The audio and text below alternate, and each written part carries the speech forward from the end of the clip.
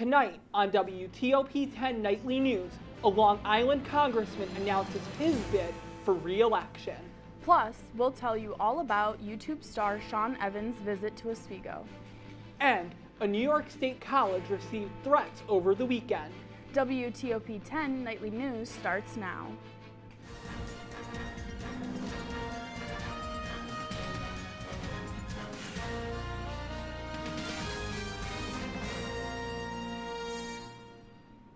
Good evening and welcome to WTOP-10 Nightly News. I'm Matthew Rivenburgh. And I'm Reagan LaPage.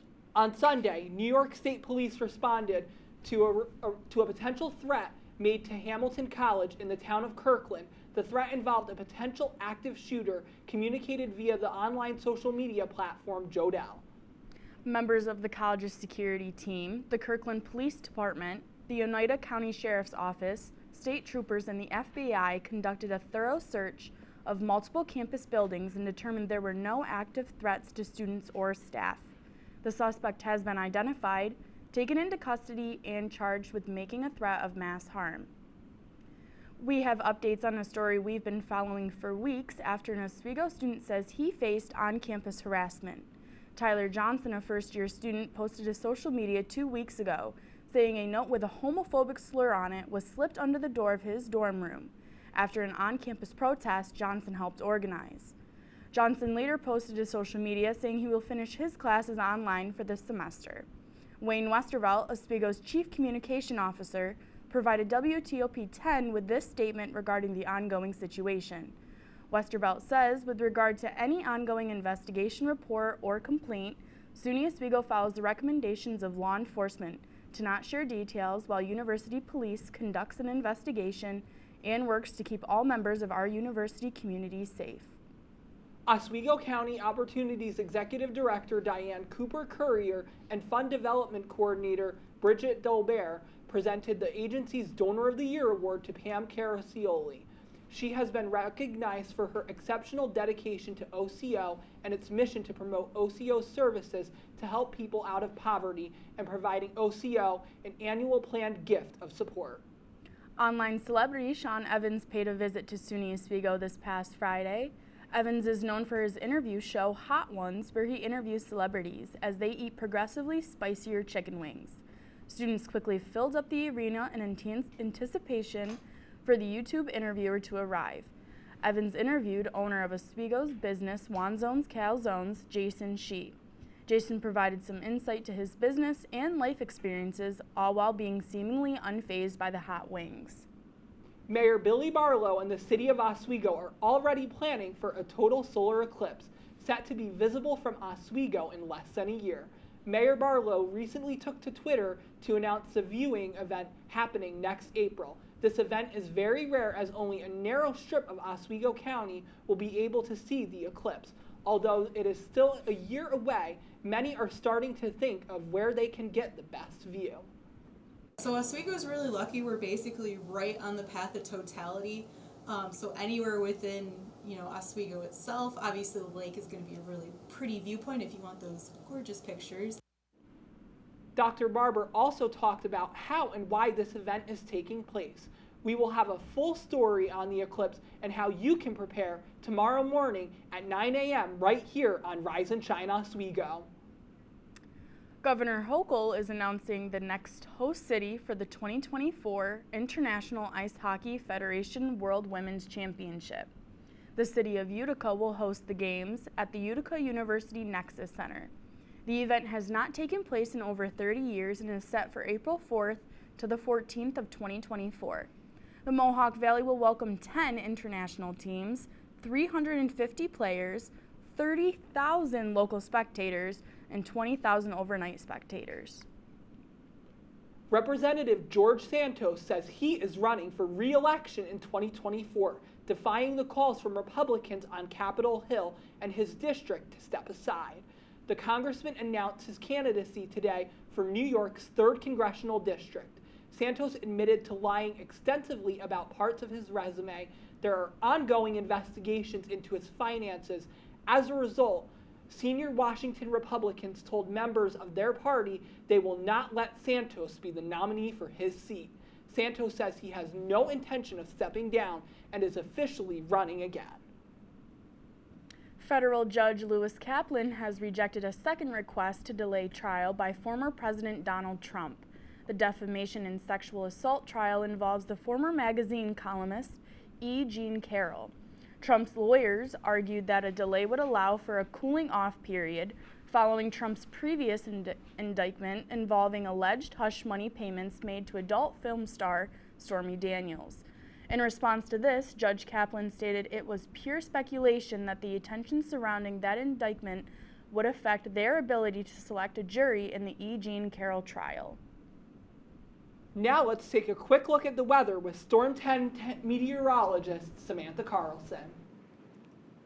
Yeah, so taking a sneak peek at the weather, we have seen some showers and rain around today, but exactly how long they will last, and plus we also get a little tiny warm up, but will it be like what we've seen last week? And will we finally get to see that sunshine return? I'll have more after the break, and back to you guys at the desk. Still ahead on Nightly News, the Biden administration is promising to a proposed bill. And why the UN is suspending humanitarian aid in Sudan. All this and more right after the break.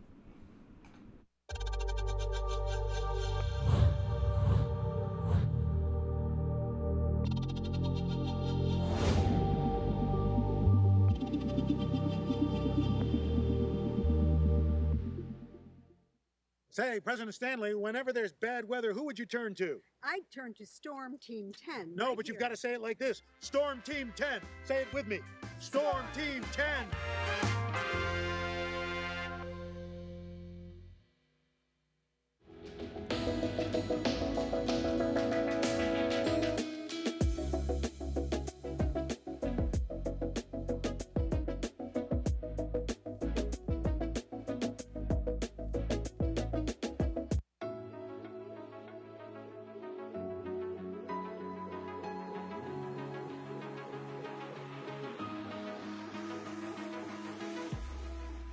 Roll it.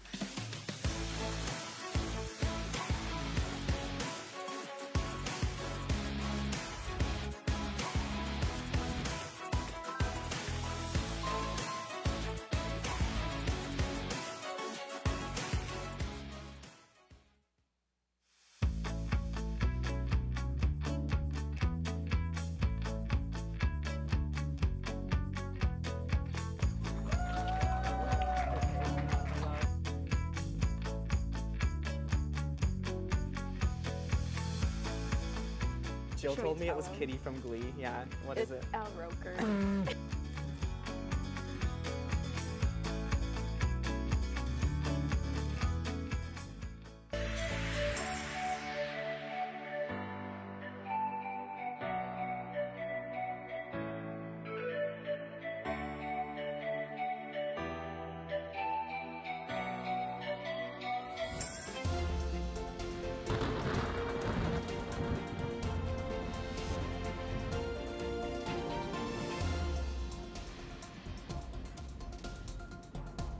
Welcome back. I'm Storm Team 10 meteorologist Samantha Karlsson, and just taking a look at our potential temperatures for the rest of the week, for the next 6 to 10 days, we are going to be a little cooler than average.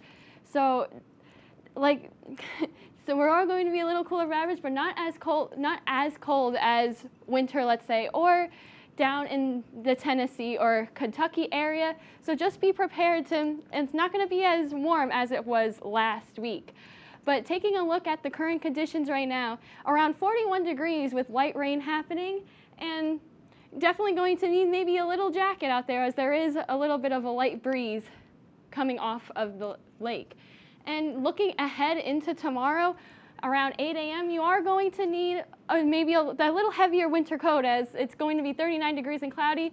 Maybe bring an umbrella for the afternoon if you're going to head out for lunch or coming back from classes, and into the night the showers will be tapering off and back down into the upper 30s for another kind of chilly night as we have been seeing recently. And heading into the 7-day forecast, there's a lot of showers potential heading into the week, with really the only break being Friday, with temperatures warming back up. That's that little tiny warm up that I've told you about before, reaching a high of around 68 degrees on Friday, with morning showers and showers continuing to start back up again for your weekend. Back to you guys at the desk. Thank you, Samantha. In Minnesota, a state court of appeals is denying Derek Chauvin's appeal for his murder conviction in the killing of George Floyd.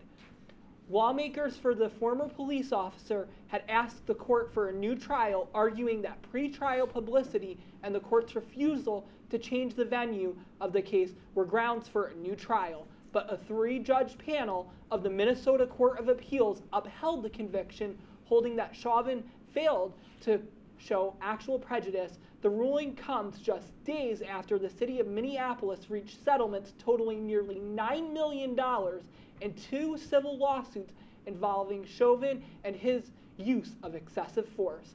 These incidents happened nearly 3 years before Chauvin killed Floyd during an arrest in 2020, triggering national outrage and protests. The Biden administration says it will veto a proposed bill aimed at banning transgender athletes from youth sports. The bill, called H.R. 734, was introduced by Florida Republican Congressman Greg Steube. It would prevent people born as males who may identify differently from participating in female-designated school sports. The Biden administration is arguing that the proposed bill is discriminatory and would further stigmatize transgender students if passed. Gun violence loomed over this past weekend, with 4 people killed and dozens more injured across multiple incidents, with many of those killed and injured being teenagers. CNN's Laura Aguirre brings us more. These children had very bright futures, very, very athletic, very humble children. Gun violence ripping through more American communities. Students in Dadeville, Alabama, begin their week remembering classmates and friends killed and wounded Saturday after gunfire erupted at a Sweet 16 birthday party. Phil just actually got a scholarship to play football at Jacksonville State University. Phil is Stavius Dowdell, the older brother of the birthday girl. Also killed, Sean Kivia, or Kiki Smith, a senior who was involved in track and had plans to attend the University of Alabama. Police named the other 2 killed as 19-year-old Marcia Collins and 23-year-old Corbin Holston. This doesn't happen in Dadeville, Alabama. This is not who we are. We are a loving community. Justice for Ralph! Another teen shot this weekend, this time in Kansas City. Justice! Now! Police there working to unravel how an address mistake ended with a boy being shot. He is alive and he's healing. The aunt of 16-year-old Ralph Jarl, surrounded by supporters protesting her nephew's shooting. Police say Jarl accidentally went to the wrong address Sunday to pick up younger siblings and was shot by the homeowner. That homeowner was arrested and released after a 24-hour hold as police gather more evidence. I'm Laura Aguirre reporting. Jarl reportedly was released from the hospital Sunday and is recovering at home, according to the Kansas City Star, citing an interview with the boy's father. The United Nations and their humanitarian partners are temporarily suspending many of the humanitarian programs in Sudan due to the rampant hostilities taking place in the country. The UN offers over 250 humanitarian programs in Sudan that service nearly 16 million people, a third of the country's total population. But after a recent spike in violence against the humanitarian facilities run by these programs, the UN has decided to take a step back for now, leaving behind a large part of the population that ruled on their services. Ecuadorian President Guillermo Lasso has been hospitalized in Kyoto this weekend. Lasso had just finished conducting an interview with international news outlets when he started showing signs of a fever and discomfort. The hospitalization comes as Ecuador's National Assembly looks to impeach the conservative former banker. Lasso's medical staff is keeping him in hospital for observation for the time being. Coming up tonight, get ready for major changes to some of your favorite burgers at McDonald's. Plus, if you're engaged in hoping for a traditional wedding, you may want to secure your dress and tux ASAP. Hey there, I'm Al Roker, class of 76. Yes, way back in 76. Back when the earth was cooling. You're watching WTOP.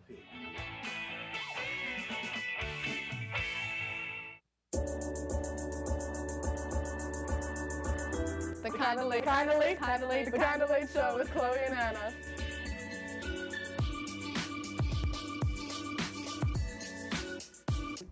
Like licorice, Twizzlers, absolutely nasty. The thought of turkey is just nauseating. I think you're wrong, is what I think. You think I'm wrong a lot of times. I do think you're wrong a lot. When you look at the number of disasters in the U.S., chances are every area will deal with some kind of emergency in the next decade.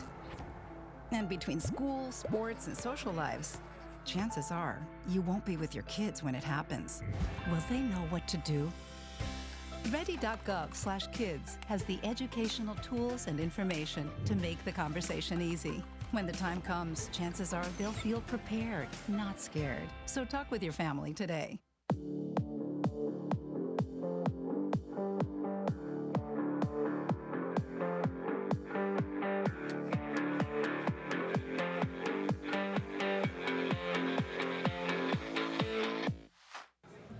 Put the keys down, Kevin. But I'm gonna drive home. There are several warning signs present that you shouldn't be driving. I guess I have really been looking for love in this dating app. Yep, I'm definitely gonna call a ride home.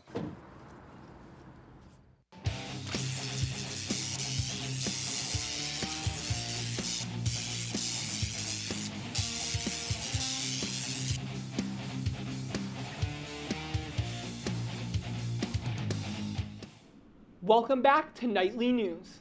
Here's your health and consumer report.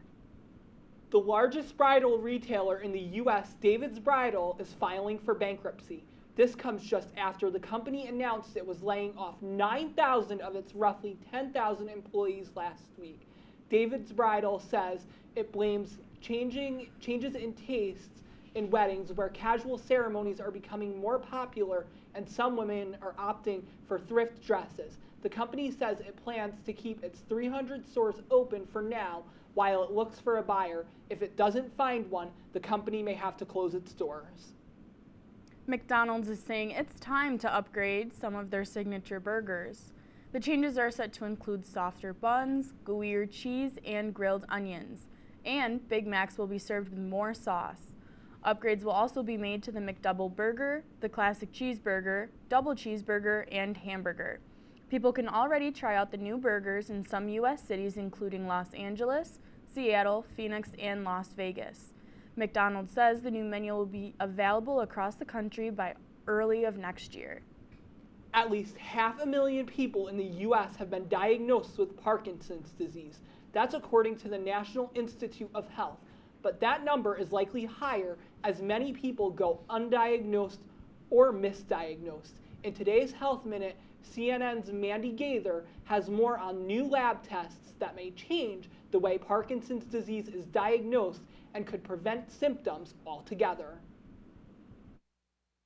The signs can be subtle at first. Parkinson's disease is a progressive condition that typically isn't diagnosed until physical symptoms appear, like tremors and trouble balancing. But new lab tests may be changing that. He is a game changer in Parkinson's, no question. The new tests detect traces of a key protein that abnormally clumps in the brain of a person with Parkinson's disease. One test, SynTap, looks for seeds of the protein in spinal fluid. A large study by the Michael J. Fox Foundation found that overall the test correctly identified people with Parkinson's disease 88% of the time and correctly ruled it out 96% of the time. Now, for the first time, we can measure this in life in people with Parkinson's disease, and also perhaps even more importantly, people who may be at risk for Parkinson's disease, but don't yet have the symptoms of Parkinson's disease. Dr. Ken Merrick says Parkinson's disease begins in the brain many years before symptoms start. The real key here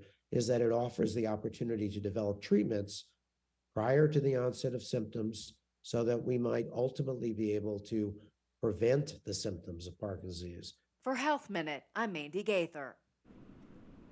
The test joins another one called SIN-1, available since 2019, that detects traces of the protein in skin.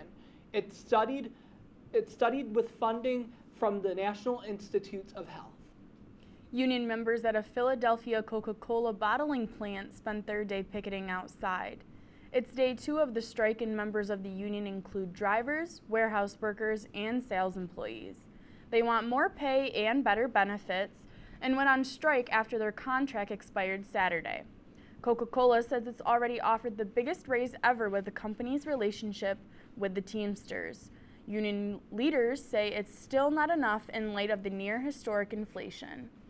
Inflation isn't the only thing making history recently, as a historic rainfalls swept through Miami-Dade and Broward counties, causing large gas shortages throughout southern Florida.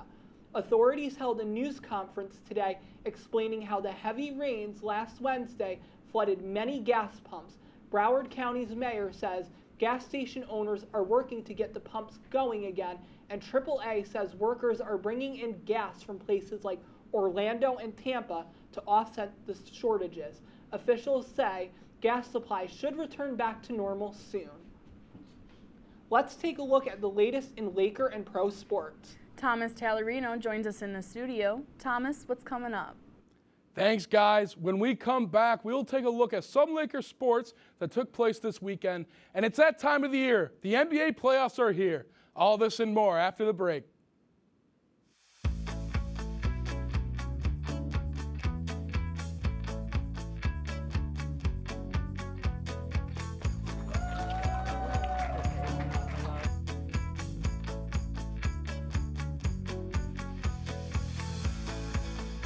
Jill told me it was Kitty from Glee. Yeah, what is it? Al Roker.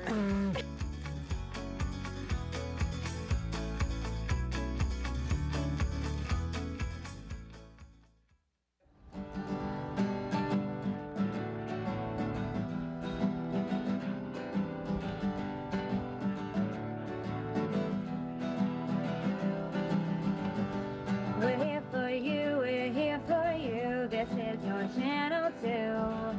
With sports and news and what to do, we're here for you. It's your TV, you're watching WTOP. Your TV, thanks for watching WTOP.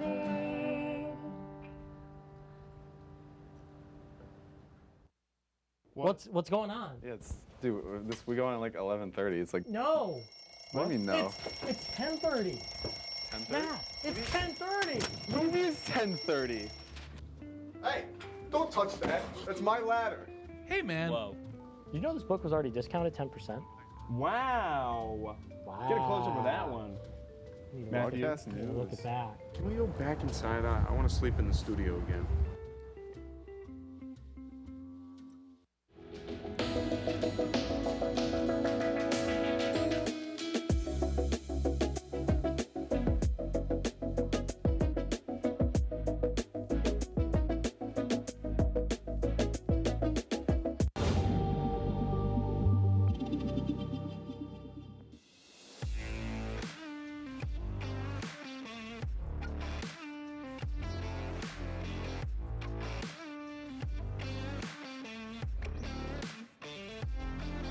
Welcome back to WTOP-10 News. I'm Tommy Tallarino with your Monday Night Sports Report. Starting out on the tennis court tonight, as the Oswego State men's tennis team experienced a setback against the Oneonta Red Dragons on Saturday. The Red Dragons burned the Lakers in all 9 matches, with only 2 matches going to a tiebreaker. With the win, Oneonta earned their 4th sweep against the team this year. And as for the Lakers, their 3-game win streak is snapped, and they now move to 5-4 on the year. And they look to get some revenge against the Red Dragons when they rematch Oneonta on the road this Saturday.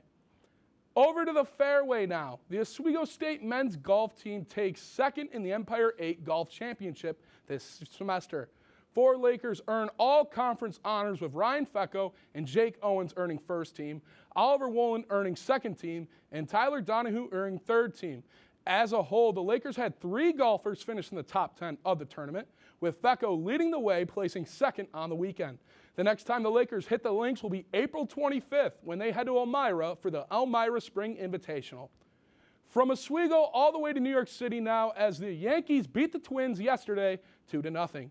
The Yankees ace Garrett Cole tossed a complete game gem, only giving up 2 hits and striking out 10 batters in the process for his 4th career shutout. The bats were a little quiet for the Bronx Bombers, with DJ LeMahieu homering and hitting a single to driving the team's only 2 runs. The Yankees still have not lost a series, though, this season, and they start their next one tomorrow night at home against the Angels. Next stop, Queens. The New York Mets rally to beat the A's 4-3 and complete the series sweep yesterday. The balls were flying off the bat for the Mets, with Tommy Pham, Francisco Lindor, and Pete Alonso each homering in this one. Pete Alonso, he is one of the leaders for home runs on the year. After a game-tying home run by him in the 9th and a diving catch by Brandon Nimmo, Lindor, he's going to walk on a wild pitch. That's going to bring Eduardo Escobar in for the game-winning run in the 10th. The Mets continue their road trip out west tonight, taking on the Dodgers in the first game of a 3-game series with first pitch at 10:10. All right, baseball, the NBA playoffs now. Jimmy Butler, he's looking to get back to his playoff self against the 1-seed Bucks. Early on here, Jimmy, he's going to drive in, hangs in there, gets the and one over Ingles and Portis. You're going to see him again. But Giannis right here falls hard, hurts the tailbone. The MVP candidate would lead this game. He's in doubt for game 2. Butler kicks it out to K-Love. K-Love, he's going to splash at home for a 3. Kevin Love, 4 threes on the night. Gabe Vincent swipes it, and here we go. Hero, outlet, cherry-picking Jimmy. He gets the 2-hand slam. That's easy. He up 48-42. Next stop. Well, if it's not broke, do it again. Jimmy all the way to Bam. Bam signs that poster for Lopez. Bam, he had 20 points on the night. That was his coming out party for the playoffs. Chris Middleton says, no Giannis, no problem. I'm going to hit that, get the N1, cut it to a 4-point game. But Jimmy Butler, you know what? He's going to kick it out to Kevin Love again. That's another 3 good. 18 points on the night for Kevin Love, his best game for the Heat. Jimmy, he's going to do a little give and go right here. He gets the ball back and 1 slam. That is Jimmy G Buckets. The G stands for get, people. And next right here, Gabe Vincent hits the dagger for a 3. He helped Miami in the 3-point shooting. They shot 60% as a team, and they are on to game 2, taking game 1 of the first round. Thank you, Thomas. Stick around. We'll be back with some good news after this short break.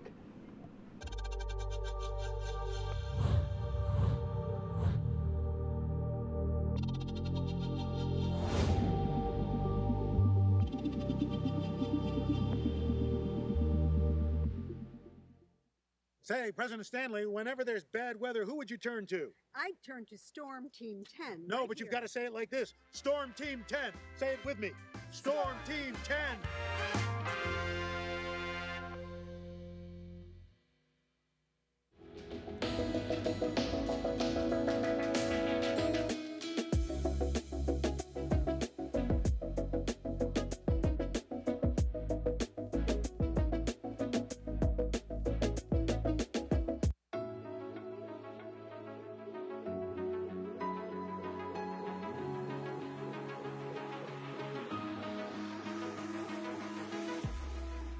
Roll it.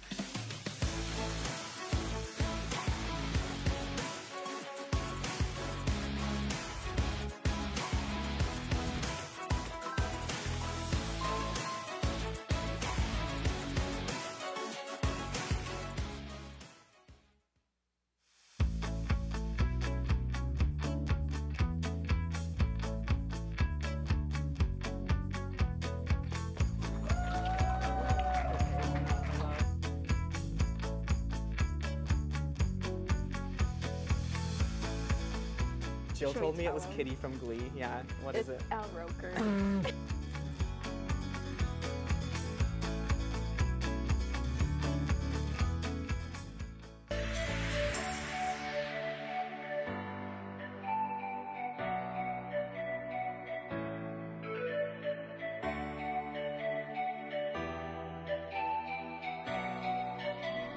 Welcome back to WTOP-10 Nightly News. That's our report for tonight. Okay. That's our report for tonight. Stay tuned for the question mark and the interview show.